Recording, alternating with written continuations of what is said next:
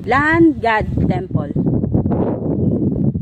Huminto po kami saglit para hantayin na yung alas 3 kasi halanganin ang biyahe. Magkagatas na si Ai.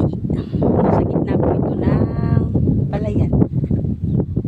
Mga palay ngayon inani na. Tapos napapaligiran ng bundok. Ganda po ng puno.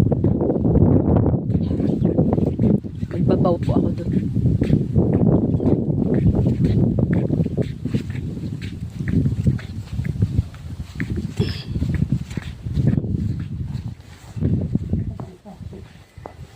Pasok po tayo.